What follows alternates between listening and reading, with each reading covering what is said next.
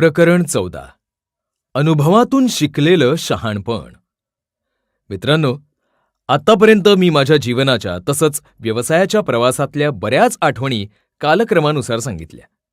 उद्योगाची आकांक्षा बाळगणाऱ्या सर्वांना उपयुक्त सल्ला देण्याच्या हेतूने आता हा भाग मी मुद्दाम लिहित आहे. मी आधीच सांगितल्याप्रमाणे व्यवसायाने मला खूप काही शिकवलंय. चातुर्याचे कानमंत्र देणाऱ्या प्रत्येकाला गुरु मानून मी एकलव्य शैलीनं जे काही शिकलो तेच निवडक प्रसंगातून इथे मांडण्याचा प्रयत्न करतोय. व्यावसायिक यशाची ही सूत्र मी कुठल्याही हाऊ टू बी सक्सेसफुल शैलीच्या पुस्तकातून किंवा हाय-फाय बिझनेस स्कूलमधून शिकलेलो नसून व्यवहारी जगात टक्के-टोणपे खाऊन सबुरी ठेवत अपमान सोसत ती सूत्र मी आत्मसात केली आहेत. ज्याला व्यवसायाची बाराखडी माहीत नाही पण धंदा करण्याची आस ज्यांच्या मनात आहे त्यांना माझ्या या अनुभवातून शिकलेल्या शहाणपणाचा फायदा होवो ही इच्छा. ग्राहक हा देव, दुकान हे मंदिर. भारतात मी एकदा मुंबईहून अन्यत्र प्रवास करत होतो. सकाळी लवकर बाहेर पडलो होतो. वाटेत माझ्या लक्षात आलं की सकाळी नाश्त्यापूर्वी घेण्याच्या औषधांच्या गोळ्या मी घरीच विसरलोय. त्यामुळे मी पुढच्या गावात एका मेडिकल स्टोअरपुढे गाडी थांबवली. दुकानाचा मालक देवांच्या तसबिरींची मनोभावे पूजा करत होता. त्याने मला थांबण्याची खूण केली. मी त्याची पूजा संपण्याची वाट बघायला लागलो. तितक्यात आणखी एक माणूस घाईघाईत आला आणि हातातलं प्रिस्क्रिप्शन दाखवून काही औषधं तातडीने मागायला लागला. त्यावर मालकाचा पारा चढला. त्याने त्यालाही आपली पूजा संपेपर्यंत थांबवलं आणि रागाने काही शब्द सुनावत ती औषधं दिली. हा प्रकार असह्य झाल्याने मी त्या मालकाला स्पष्ट सुनावलं, हे पहा, मी सुद्धा एक दुकानदार आहे, पण तुमचं वागणं मला आवडलं नाही. तुम्हाला पूजा करायची आवड असली तर घरातून लवकर येत जा आणि दुकानाच्या वेळेपूर्वी पूजा आटपा. एकदा शटर उघडल्यानंतर दुकान हे मंदिर असतं आणि ग्राहक हा आपला देव असतो. ग्राहकाला खोळंबून ठेवणं यापेक्षाही त्याच्याशी उद्धटपणानं बोलणं हे धंद्यातलं पाप आहे. काम हीच पूजा. Work is worship. धंद्यात केवळ नफा महत्वाचा. कोणताही धंदा विरंगुळ्याची किंवा दानधर्माची गोष्ट नसून आपल्याला तो नफा मिळवण्यासाठीच करायचा आहे हे मनाशी पक्क ठरवा. माझ्या दृष्टीने धंद्याच्या ताळेबंदात उलाढालीपेक्षा, टर्नओव्हरपेक्षा नफाक्षमता, प्रॉफिटॅबिलिटी महत्वाची. ही गोष्ट मी माझा मोठा मुलगा ऋषिकेशला त्याच्या शाळकरी वयातच पटवून दिली होती. दुबईत त्याच्या शाळेत शिकणाऱ्या परदेशी मुलांना एका विशिष्ट भारतीय ब्रँडची बिस्किटं आवडत असत. ऋषीला यात संधी दिसली. तो एका दुकानातून रोज छापील किमतीला बिस्किटांचे पुडे विकत घ्यायचा आणि शाळेत थोड्या अधिक किमतीला विकायचा. मला हे कळताच मी त्याला रास्त मार्गाने नफा वाढवण्याची युक्ती सांगितली. छापील किमतीला पुढे खरेदी करण्यापेक्षा त्याने घाऊक किमतीला, होलसेल प्राइसला खरेदी करावी आणि छापील किमतीला विकावी. त्यामुळे विद्यार्थ्यात, ग्राहकात आपल्याला भुर्दंड पडल्याची नाराजी उरणार नाही आणि नफाही वाढेल. मी स्वतः याच मार्गाने धंदा करतो. खरेदी करताना मी घासाघीस करून माल शक्य तितक्या कमी भावात पदरात पाडून घेतो आणि विकताना बाजारभावाने विकतो. ज्यात नफा नसेल असा व्यवहार कधीही करू नका आणि समाजसेवा करायची असली तर तुमच्या नफ्यातून करा, परंतु उत्पादन कुणालाही फुकट देऊ नका.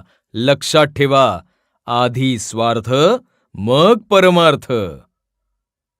व्यवसायात निगरगट्ट रहा. ज्या व्यक्तींचा स्वभाव अबोल, भिडस्त, लाजाळू, जोखीम, रिस्क घ्यायला घाबरणारा, अल्पसंतुष्ट असतो त्यांना धंदा नीट जमत नाही. या क्षेत्रात हळवं राहून चालत नाही, तर कर्तव्य कठोर असावं लागतं. मी सुरुवातीला खूप संवेदनशील होतो. मुंबईच्या मस्जिद बंदर बाजारपेठेत मसाल्याचे पदार्थ खरेदी करायला जाताना एक व्यापारी, धंदा करणं तुम्हा मध्यमवर्गीयांचं काम नाही, तुम्ही आपली नोकरी चांगली करा, अशा तुच्छतेच्या शब्दांनी नेहमी माझं स्वागत करायचा. मला वाईट वाटायचं, पण मी नवखा आणि वयाने लहान असल्याने प्रत्युत्तर देणं टाळायचो. एकदा मी ही गोष्ट बाबांना सांगितली.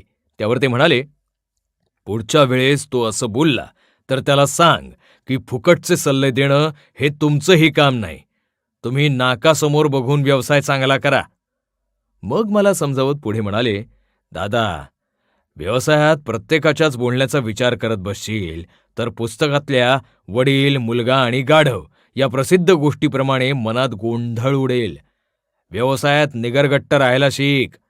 समोरच्यानं एखादी गोष्ट सांगितली की त्यावर लगेच विश्वास ठेवण्याची चूक करू नको. आपल्या मतावर ठाम राहा. ऐकावं जनाचं, करावं मनाचं. व्यावसायिक रोज नवीन शिकतो. एकलव्याने जसं द्रोणाचार्यांना मनोमन गुरु मानून त्यांच्या पुतळ्यापुढे सराव केला, तसं मी व्यवसायालाच गुरु मानलं. मी स्वतःला विद्यार्थी समजून उपयुक्त कानमंत्र देणाऱ्या प्रत्येकाला आणि अनुभवांनाच गुरु मानलं.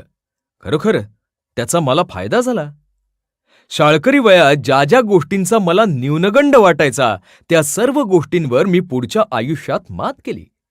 आमच्या दुकानाशेजारी पीठगिरणी असलेल्या मुल्ला चाचांनी मला गिरणी चालवायला शिकवली. नि कष्टाचं आणि कौशल्याचं महत्त्व समजावलं. मुल्ला चाचा बांगलादेशी होते. मला दुबई एअरपोर्ट अथॉरिटीकडून सुकामेवा पुरवण्याचं एक मोठं कंत्राट मिळालं होतं आणि माल खरेदीसाठीही माझ्या खिशात पैसे नव्हते. त्यावेळी माझ्या दुकानाच्या पलीकडच्या बँकेच्या ज्या व्यवस्थापकानं केवळ माझ्याकडच्या ऑर्डर बघून मला तत्काळ कर्ज मंजूर केलं, तो पाकिस्तानी होता.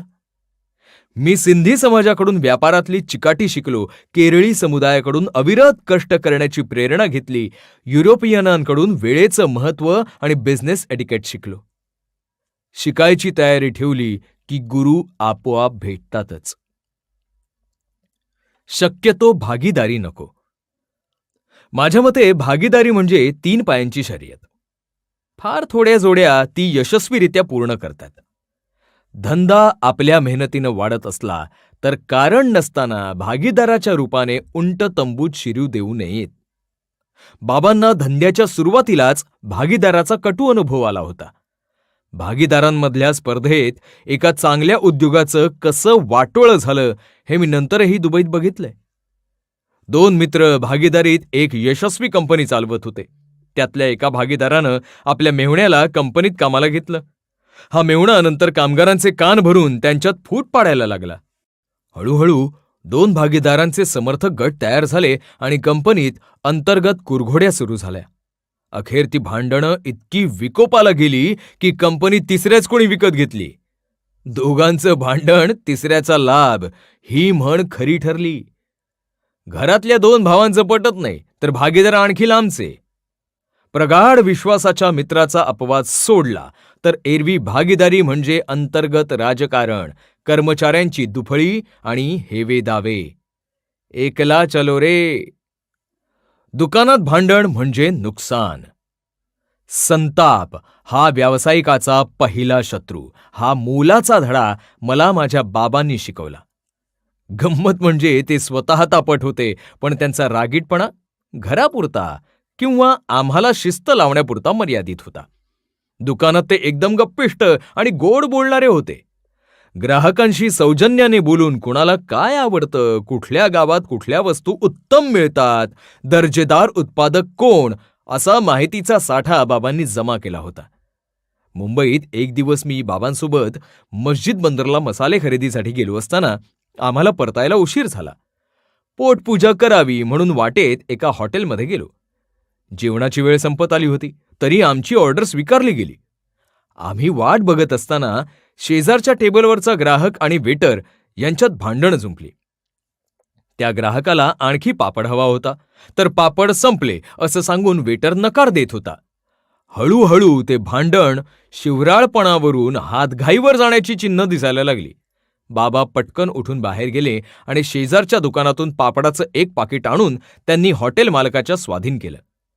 जाताना त्याला समजावलं की धंद्याच्या ठिकाणी भांडणं, मारामाऱ्या अशा प्रकारांमुळे मालकाचंच नुकसान होतं. गुडविल तयार करण्यात वर्ष खर्ची पडतात, पण ग्राहक तुटायला 1 क्षणही पुरेसा असतो. दुकानात असताना मालकाने चुकूनही रागाचं प्रदर्शन करू नये असं त्यांनी मलाही बजावलं. नको रे मना क्रोध हा खेदकारी. आपला धंदा सर्वश्रेष्ठच. कायदेशीर परवाना आणि समाजाची मान्यता असलेला प्रत्येक धंदा श्रेष्ठच असतो. आपलं आपल्या धंद्यावर प्रेम असलं पाहिजे. माझ्या एका मित्राचं खाद्यपदार्थ विकण्याचं दुकान होतं. एकदा मी त्याच्या दुकानात गेलो असताना ग्राहकांची खूप गर्दी होती. मित्राच्या चेहऱ्यावर नाराजी बघून मी त्याचं कारण विचारलं. त्यावर मित्र म्हणाला, माझ्या दुकानात येणाऱ्या ग्राहकांना शिस्त नाही. बाहेर डस्टबिन ठेवलेली असतानाही पदार्थ खाऊन झाल्यावर चुरगळलेले डिश सरळ जमिनीवर फेकून देतात. शेजारचं कापडाचं दुकान बघ, तिथनं बाहेर येणारी गिरायकं कशी उच्चभ्रू आणि नीटनेटकी असतात बघ.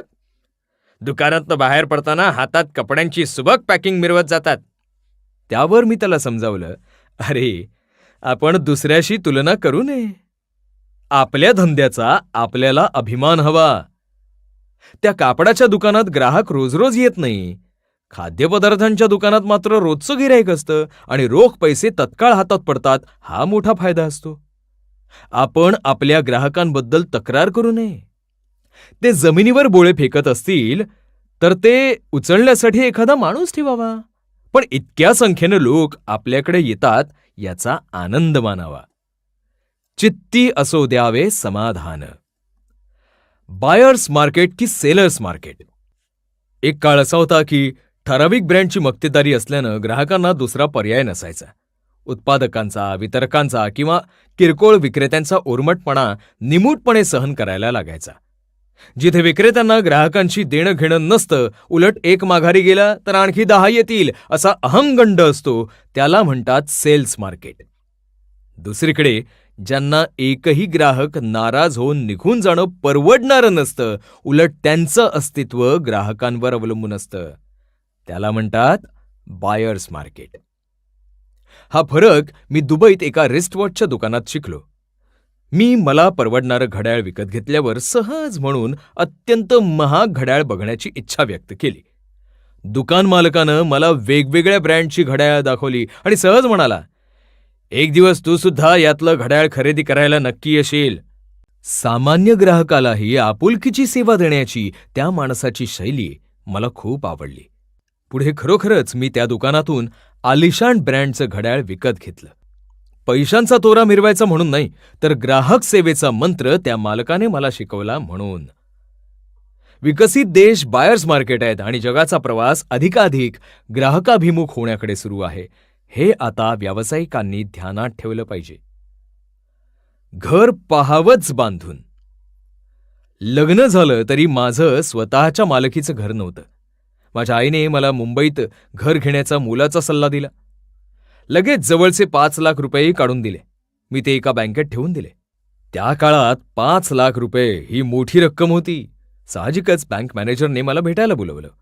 एवढी रक्कम तुम्ही नुसतीच बचत खात्यात ठेवताय, निदान ठेव म्हणून तरी ठेवा, असं त्यानं सुचवल्यावर मी म्हणालो, अहो साहेब, मला घर विकत घ्यायचंय आणि मी त्याच्याच शोधात आहे. त्या खरेदीसाठी मला लगेच पैसे लागणार आहेत. त्यावर त्या मॅनेजरला हसू आलं आणि तो खवचटपणे म्हणाला, ह्या 5 लाख रुपयात तुम्हाला मुंबईत झोपडीही मिळणार नाही. त्या माणसाची बोलण्याची पद्धत चांगली नसली तरी तो सत्य सांगत होता. खरोखरच त्या पैशात मुंबईत स्वतःचं घर घेणं शक्य नव्हतं. मग मी मुंबईच्या बाहेर लक्ष वळवलं. ठाणे शहराचाही तेव्हा विकास होत होता. तिथे गावापासून दूर एका इमारतीत 13 लाख रुपयांना सदनिका मिळत होती. आईच्या सूचनेनुसार मी बाबांकडे पैसे मागितले तर ते एकदम चिडलेच. कशाला पाहिजे तुला आत्ता स्वतःच्या फ्लॅटचा सोस, या शब्दात त्यांनी फटकारलं. अखेर आईने समजावलं. तेव्हा त्यांनीही 5 लाख रुपये काढून दिले. मला खूप आनंद झाला. आता फक्त 3 लाख रुपये उभे करायचे होते. मी उत्साहाने कामाला लागलो. पण तेवढे पैसे जमवताना तोंडाला फेस आला. एकतर बाबा आमच्या दुकानाचे मालक होते, त्यामुळे बँकेकडून मला कर्ज मिळणं अवघड होतं. मी जवळच्या मित्रांकडून उसनवारी केली, पण तरीही लाखभर रुपये कमीच पडत होते. पैसे मागितल्यावर काय काय ऐकून घ्यावं लागतं हे मी आयुष्यात प्रथमच अनुभवलं. नाना लटपटी, मिनत्या, पुढचे वायदे करून मी कशीबशी रक्कम जमवली आणि स्वतःचा फ्लॅट घेतलाच. या फ्लॅटमुळे माझा आत्मविश्वास वाढला. पत्नी मनातून सुखावली आणि माझ्या नावाची पहिली मालमत्ता तयार झाली. मालकीचं घर ही व्यवसाय सुरू करण्यासाठी आदर्श जागा आहे. एकाच वेळी त्याचा वापर आपण राहण्यासाठी, कार्यालयासाठी किंवा गोडाऊन म्हणून करू शकतो. धंद्यात नव्याने येणाऱ्यांनी ही गोष्ट लक्षात ठेवावी. ऐसी जगह चुनो कोई न कह सकेगा उठ, ऐसी बात बोलो कोई न कह सकेगा झूठ. शिष्टाचाराचं आणि व्यक्तिमत्वाचं महत्त्व. बाह्य जगात शिष्टाचाराचा आणि व्यक्तिमत्वाचा मोठा प्रभाव पडतो हे मला व्यावसायिक जगात वावरताना हळूहळू उमगत गेलं. मी आधी रोज बेलबॉटम पॅन्ट आणि टी शर्ट अशा पोशाखात कायम वावरायचो. माझे वडील लष्करी शिस्तीत वाढल्याने ड्रेसकोडचं महत्त्व त्यांच्या अंगात रुजलं होतं. त्यांनी माझ्या तरुणपणी माझ्यावर विशिष्ट कपड्यांचं बंधन घातलं नाही. पण मला पहिला पुरस्कार मिळाला तेव्हा मात्र त्यांनी आग्रहाने मला सूट शिवायला लावला. तो माझ्या आयुष्यातला पहिला सूट. त्यानंतर आजही मी सार्वजनिक समारंभात जाताना अंगावर कोट असेल याची काळजी घेतो. माझ्या कर्मचाऱ्यांनाही मी नीटनेटक्या वेशभूषेचं महत्त्व समजावून देतो. आमच्याकडे काम करणाऱ्या एका सेल्समनला मी एका कंपनीतून वसुलीचा चेक आणायला सांगितलं होतं. तो माणूस खूप उशिरानं आला आणि चेक मिळाला नसल्याचं सांगितलं. त्या कंपनीच्या अकाउंट्स विभागात तो बराच वेळ बसून राहिला होता, पण त्याच्याकडे कोणी लक्ष दिलं नव्हतं. मी त्याच्या अवताराकडे नजर टाकली आणि म्हणालो, अरे, तू पायात स्लीपर आणि पॅन्टमध्ये न खोचलेला शर्ट अशा अवतारात गेलास तर कोण तुझ्याकडे लक्ष देणार? ते तुला शिपाई समजले असतील. आता उद्या चकचकीत काळे बूट, इन शर्ट, कमरेला पट्टा आणि गळ्यात टाय बांधून जा. तुझा तूच बदल अनुभवशील. खरोखर तसंच झालं. नव्या वेशभूषेत गेल्याने 15 मिनिटात चेक त्याच्या हातात पडला. अशा लहान पण महत्वाच्या अनेक गोष्टी मी निरीक्षणाने शिकलोय.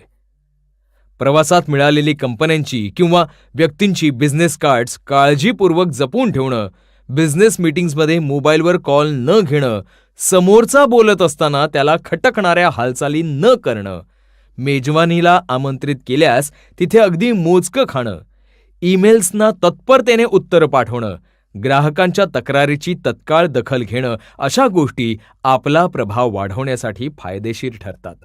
एकदा तर हातून जवळपास गेलेलं एक कंत्राट मला चांगल्या सवयींमुळे अनपेक्षितरित्या मिळालं. माझा माल उत्तम दर्जाचा असल्याने मी एका विशिष्ट किमतीखाली घासाघीस करणार नाही असं मी ग्राहक कंपनीला स्पष्टपणे सांगून निघालो होतो. त्या कामाच्या स्पर्धेत असलेल्या एकानं माझ्यापेक्षा खूप कमी दरानं माल पुरवायची तयारी दाखवली होती. मात्र ध्यानीमनी नसताना कंपनीने मला बोलावून कंत्राट देत असल्याची सुवार्ता दिली. चौकशी केल्यावर असं कळलं की माझ्या स्पर्धकालाही त्यांनी बोलावलं होतं. पण त्याच्या तोंडाला सिगारेटचा उग्र दर्प येत होता आणि तासाभराच्या मुलाखतीतही त्याला त्या व्यसनाची तलफ आवरणं मुश्किल झालं होतं. जो माणूस संयम पाळू शकत नाही तो शब्द काय पाळणार असा अंदाज बांधून अखेर कंपनीने ते काम त्याला द्यायचं नाकारलं. व्यसनं किंवा अस्वच्छ सवयी नुकसानकारक ठरतात त्या अशा. कुचैलिनम दंतोमलोपधारिणम भव्याशिनम निष्ठुरवाक्यभाषिणम सूर्योदये हस्तमये पिशायनम विमुष्यती श्रीरपी चक्रपाणीम. मळकट कपडे, घाणेरडे दात, सदैव खादाड, कठोर बोलणारा, सूर्योदयानंतर अथवा सूर्यास्तानंतर लोळत पडणारा, अशा माणसाच्या हातावर लाभचिन्ह आणि भाग्यरेषा असली तरी लक्ष्मी त्याला सोडून जाते. बोलण्यात तारतम्य ठेवा. कुणाशी आणि किती बोलायचं याचंही भान धंद्यात राखणं गरजेचं असतं. ग्राहकांना आपल्या उत्पादनांबद्दल सविस्तर माहिती द्यावी, पण फॉर्म्युला अथवा निर्मिती प्रक्रिया सांगू नये. व्यावसायिक वर्तुळात वावरताना कमीत कमी बोलावं. नफा, उलाढाल, आगामी योजना याबाबत काहीही बोलणं टाळावं. मी सुरुवातीला अगदी नवखा होतो. व्यापारी वर्तुळात वावरताना मी खूप उत्साहाने बोलायचो. आगामी योजनांबाबत इतरांना सांगायचो. हळूहळू माझ्या कामांमध्ये अडचणी यायला लागल्याचं मला जाणवायला लागलं, पण त्याचं कारण कळेना. मग मोजकं बोलण्याबाबतचा बाबांचा उपदेश एकदम आठवला. कोणी विचारलं की धंदा कसा चाललाय तर त्या प्रश्नाला ठीक है, दाल चावल निकलता है, पोटापुरतं मिळतंय असं त्रोटक उत्तर देऊन मी गप्प बसायला लागलो. मग अडचणी कमी झाल्या. आपल्या आसपासचे स्पर्धक हे छुपे रुस्तम असतात आणि ते पडद्यामागून बरीच सूत्र हलवू शकतात हे समजलं. ज्याचा जो व्यापार तेथे असावे खबरदार, दुश्चितपणे तरी पोर वेढा लावी. किंमत माणसाला नसून पैशाला असते. मी एकदा हाँगकाँग, थायलंड, इंडोनेशिया या देशांच्या दौऱ्यावर गेलो होतो. हाँगकाँग विमानतळावरून दुसरं विमान पकडून मला थायलंडला जायचं होतं. मी माझ्या सामानाची वाट बघत होतो, पण माझी बॅग काही आली नाही. माझ्या काळजात धस्स झालं, कारण मी एक मोठी चूक करून बसलो होतो. माझी औषधं, माझे गरम कपडे, माझी कागदपत्र याबरोबरच मी पैसेही बॅगेतच ठेवले होते. ती बॅग गहाळ झाल्यामुळे मी कफल्लक होऊन हाँगकाँग विमानतळावर उभा होतो. विमानतळाच्या नियमानुसार अशावेळी त्या प्रवाशाला काही आर्थिक मदत केली जाते. पण लवकरच माझा भ्रमनिरास झाला. माझ्या हातात पडलेले अमेरिकन डॉलर नसून हाँगकाँग डॉलर्स होते आणि ते केवळ काही खाद्यपदार्थ विकत घेता येण्याइतकेच पुरेसे होते. अंगावरचे कपडे घामट झाल्याने बदलायची गरज होती. मी विमानतळाबाहेर पडून रस्त्यावरच्या फेरीवाल्याकडून एक शर्ट पॅन्ट विकत घेतला आणि थोडंसं खाऊन घेतलं. त्यातच ते पैसे संपले. एरवी माझ्या व्यापारी जगात मी अल अदिल कंपनीचा अध्यक्ष आणि व्यवस्थापकीय संचालक होतो, पण त्या दिवशी त्या विमानतळावर मी एक निर्धन, असहाय्य माणूस म्हणून उभा होतो. त्या क्षणी मला जाणवलं की जगात किंमत माणसाला नसून त्याच्या जवळच्या पैशाला असते. मी माझ्या थायलंडमधल्या यजमानांना फोन करून माझी अडचण कळवली. त्यांनी तत्परतेने हालचाली करून माझा प्रवास सुखकर केला. विमानात खाणं मिळालं तेव्हा मी अंतर्मुख झालो. त्यानंतर मी प्रवासात कधीही सर्व पैसे एकाच ठिकाणी ठेवण्याची चूक केली नाही. भर्तृहरींचं एक वचन आहे, तानिंद्रियाणि सकलानि तदैव कर्म, सा बुद्धिर्प्रतिहता वचनं तदैव. अर्थोष्मणा विरहितः पुरुषः स एव त्वन्यः क्षणेन भवतीति विचित्रमेतत. तीच इंद्रिय, तेच कर्म, तीच कुशाग्र बुद्धी, तेच बोलणं, पण एक पैशाचा उबारा नसला की तोच माणूस क्षणात वेगळा भासायला लागतो. शिकेल तोच टिकेल. आमच्या दुकानात आंध्र प्रदेशचे एक गृहस्थ कामाला होते. आपण त्यांना हनुमंतप्पा म्हणूया. ते कामसू होते, पण बिचारे निरक्षर होते. माझ्यावर ते मुलासारखं प्रेम करत. माझ्या आजारपणात ते माझी शुश्रूषा करत. साठवलेली पुंजी घेऊन त्यांनी भारतात परतण्याचा निर्णय एक दिवस घेतला. परंतु पुष्कळ महिने त्यांची खबरबात नव्हती. एकदा त्यांचा मुलगा मुंबईत भेटला. अप्पा काय म्हणतात या प्रश्नावर त्याने धक्कादायक माहिती दिली. अप्पांनी 2 महिन्यांपूर्वी आत्महत्या केली होती. ते ऐकून मी सुन्न झालो. घडलं होतं ते असं की अप्पांनी त्यांच्या कमाईतून एक घर बांधलं आणि महिन्याला ठराविक उत्पन्न मिळावं म्हणून भाड्याने दिलं. अप्पा निरक्षर असल्याचा फायदा घेऊन भाडेकरूनं त्यांचं घर बळकावलं. त्या धक्क्यानं अप्पांनी आत्महत्या केली होती. दुर्दैवानं अप्पांच्या घरचेही निरक्षर होते आणि नशिबाला बोल लावत कसंबसं जगत होते. मला ही फसवणूक सहन झाली नाही. मी त्यांच्या गावाला गेलो. तिथल्या एका हुशार वकिलाला फी दिली आणि लबाड भाडेकरूला कायद्याचा हिसका दाखवून ते घर हनुमंतप्पाच्या कुटुंबाच्या स्वाधीन करायला लावलं. ते लोक मला देवमाणूस म्हणून माझ्या पाया पडायला लागले. माझ्या डोळ्यात पाणी आलं. मी त्या सगळ्यांना अप्पांच्या फोटोपुढे शपथ घ्यायला लावली की त्या कुटुंबात यापुढे कुणीही निरक्षर राहणार नाही. मला महात्मा फुले यांचा बोध नेहमी आठवतो. विद्येविना मती गेली, मती विना नीती गेली, नीती विना गती गेली, गती विना वित्त गेले, वित्ताविना शूद्र खचले, इतके अनर्थ एका अविद्येने झाले. बिनधास्त सीमोल्लंघन करा. नोकरीसाठी किंवा व्यापार उद्यमासाठी परमुलखात किंवा परदेशात जाण्याची संधी मिळाली तर ती मुळीच सोडू नये. विविध देश हिंडल्यानं तिथल्या समाजाच्या भाषा, सवयी, त्यांचे शिष्टाचार समजून घेतल्याचा खूप फायदा होतो. इतिहासात परदेशी प्रवाशांनी भारताला भेट दिल्याची खूप वर्णनं आढळतात, पण त्या प्रमाणात कोणी साहसी भारतीयानं परदेशाला भेट दिल्याच्या हकीकती अगदी तुरळक आहेत. हे चित्र बदलायचं असेल तर न घाबरता देशोदेशीच्या भाषा शिकून घेण्यापासून सुरुवात करावी. आपल्या देशात राहत असलो तर शेजारच्या निदान एका तरी प्रांताची भाषा शिकून घ्यावी. परदेशात धंदा वाढवण्यासाठी एक तरी परकीय भाषा अवगत असल्याचा खूप फायदा होतो. मला आज अरबी आणि इंग्रजी अवगत असल्याने मी पूर्ण आखाती देशांमध्ये आणि युरोपमध्ये आत्मविश्वासाने प्रवास करू शकतो. एका प्रसिद्ध भाषा मानसशास्त्रज्ञाचं वाक्य आहे की एक भाषा तुम्हाला जीवन मार्गावर सुरुवात करून देते, पण आणखी एक भाषा त्या मार्गावरचा प्रत्येक दरवाजा तुमच्यासाठी उघडते. जगापुढे आपल्या देशाची प्रतिष्ठा जपावी. मी आणि पत्नी एकदा इटलीला गेलो होतो. रात्री उशीर झाल्याने सर्व रेस्टॉरंट्स बंद झाली होती. आम्हाला खूप भूक लागली होती. रस्त्यावरून जाणाऱ्या एका माणसाने आम्हाला जवळच्या एका रेस्टॉरंटचा पत्ता दिला. तिथे पोहोचलो तर तेही बंद झालेलं दिसलं. त्याच्या दारासमोरून एक वृद्ध दाम्पत्य घरी निघालं होतं. आम्ही त्यांना विचारलं की हे रेस्टॉरंट बंद झालंय, तर जवळपास काही स्ट्रीट फूड मिळू शकेल का? त्यांनी आमच्याकडे पाहिलं आणि विचारलं, तुम्ही टुरिस्ट पर्यटक आहात का? आम्ही होय म्हणताच ते दोघं माघारी फिरले आणि त्यांनी सांगितलं, हे रेस्टॉरंट आम्हीच चालवतो. इतक्या उशिरा तुम्हाला जवळपास काहीच मिळणार नाही. केवळ आमच्या दोघांसाठी त्या आजी आजोबांनी पुन्हा शटर उघडलं आणि झटपट करता येण्यासारख्या 2-4 डिश बनवून आम्हाला खायला घातलं. आम्हाला त्यांचं कौतुक वाटलं. आभार मानताना मी तसं बोलूनही दाखवलं. त्यावर ते इतकेच म्हणाले, अरे आभार मानण्याची गरज नाही. तुम्ही दूरवरून इथे आला आहात. आमच्या देशात आलेल्या पाहुण्यांना एक रात्रही उपाशी पोटी काढावी लागणं हा आम्ही आमचा राष्ट्रीय अपमान समजतो. महात्मा गांधी अगदी योग्य म्हणत. एखाद्या देशाची संस्कृती तिथल्या लोकांच्या हृदयात आणि आत्म्यात वसलेली असते.